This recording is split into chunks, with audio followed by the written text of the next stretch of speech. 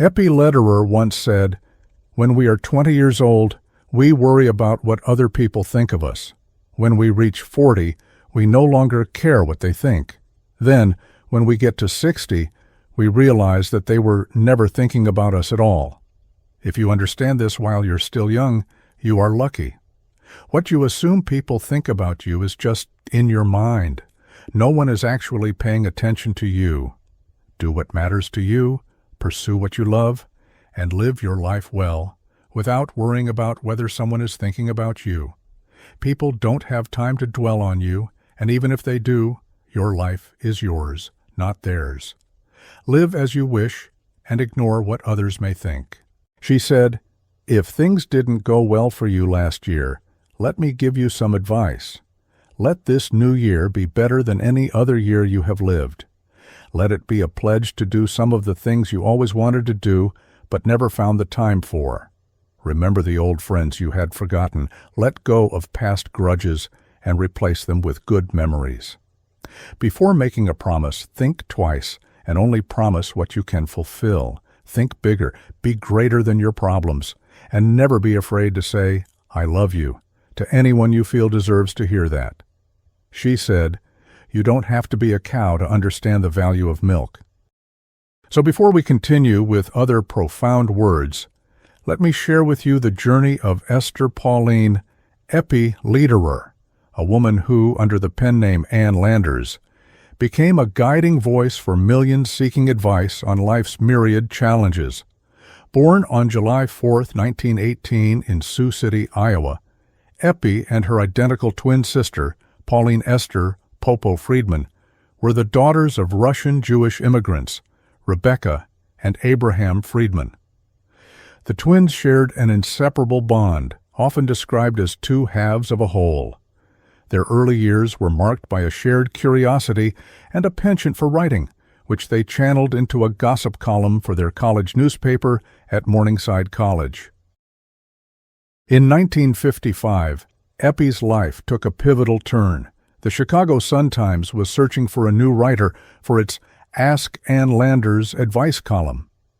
Eppie, with her innate empathy and sharp wit, won the contest to become the new Ann Landers. Her candid and compassionate responses resonated with readers, and the column's popularity soared. Interestingly, just months later, her sister Pauline launched her own advice column, Dear Abby, under the pseudonym Abigail Van Buren. This simultaneous rise led to a competitive tension between the sisters, adding a complex layer to their relationship. Eppie's personal life was intertwined with both joy and challenges. She married Jules Lederer in a double wedding ceremony alongside her sister in 1939. The couple had one daughter, Margot. However, after 36 years of marriage, Eppie and Jules divorced in 1975.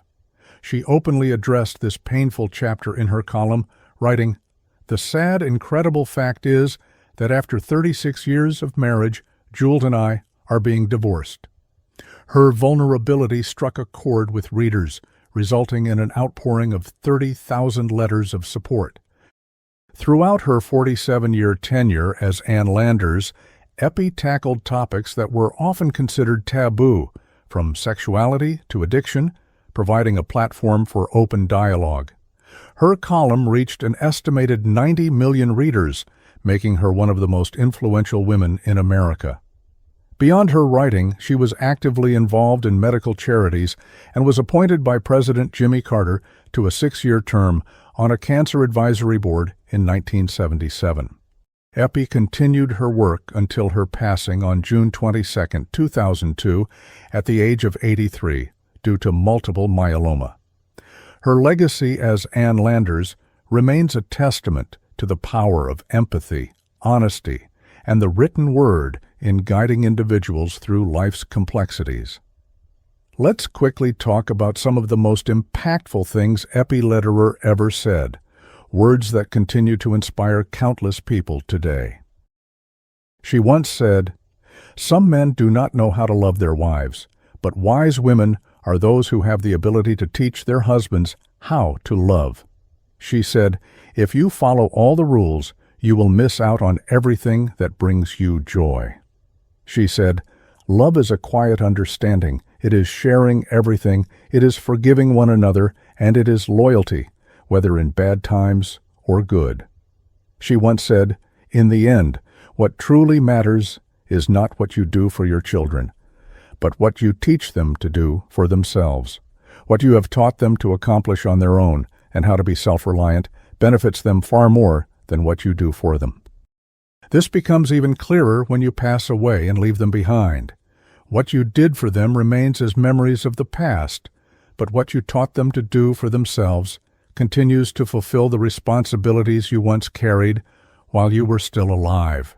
She said, "Opportunities are often disguised. They usually appear as hard work, which is why many people fail to recognize them. Anyone who constantly seeks to do only what seems easy will never be favored by opportunities because they often present themselves as difficult tasks. Since people fear hard work and challenges, they rarely reach those opportunities."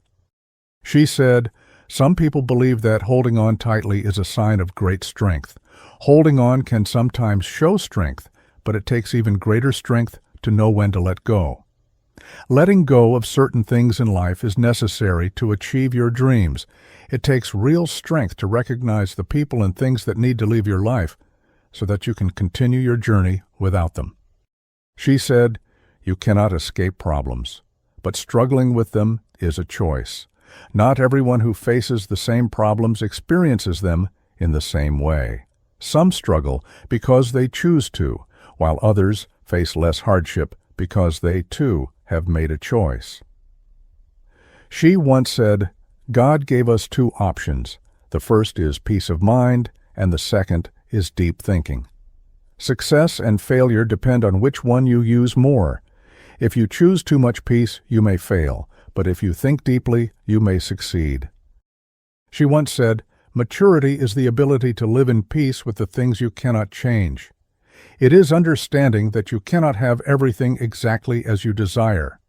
She said, "The first step to success is doing what you love without constantly checking the time." She once said, "The poor wish to be rich, and the rich wish to be happy. The young wish to be married, and the married wish for peace. The world is not fair." She once said, "No one can use you for their own benefit unless you give them permission." She once said, "Most people focus on the price of things, but they rarely consider their true value. My wealthy father valued things based on their worth, while my poor father focused only on their cost." She once said, "The naked truth is always better than a well-dressed lie." When life's problems seem overwhelming, take a moment to look around and see what others are struggling with. That's when you'll realize how fortunate you are. What some people cry over, others can only dream of having. No matter what, there is always someone behind you in life, whether in good times or bad. Someone out there is suffering more than you, and that person wishes they could be in your position. She once said, "One of the best ways to test people is to observe how they act when something is given to them for free. If you want to understand the different levels of people's character, give them something without cost, and watch how they respond. It will reveal who they truly are." She once said, "If you have a good reputation among people, if you are truthful more often than you lie, if your children respect you, if your grandchildren are happy to see you, if your friends trust you, and you can rely on them in difficult times, then you have the right to look up to your God and say, 'I have done my best.'" She once said, "The problem with speaking too quickly is that you may say something before fully thinking it through. Put chains on your tongue. Speak less than you think. Train your voice to be pleasant, because how you say something holds more value than what you say." She once said, "Experience is a great teacher, but the sad part is that we receive the test before we get the lesson." She once said, "In every party there are two kinds of people, those who want to stay and those who wish they could leave. The sad part is, both have their own homes. If you are married, always ask yourself this question: do you feel better when you're together or when you're apart?" She once said, The church is not a museum for saints. It is a hospital for sinners. She once said, "A secret belongs to two people. The moment a third person knows about it, that is the moment it stops being a secret." She once said, "Some things get better with time, but intelligence is not one of them."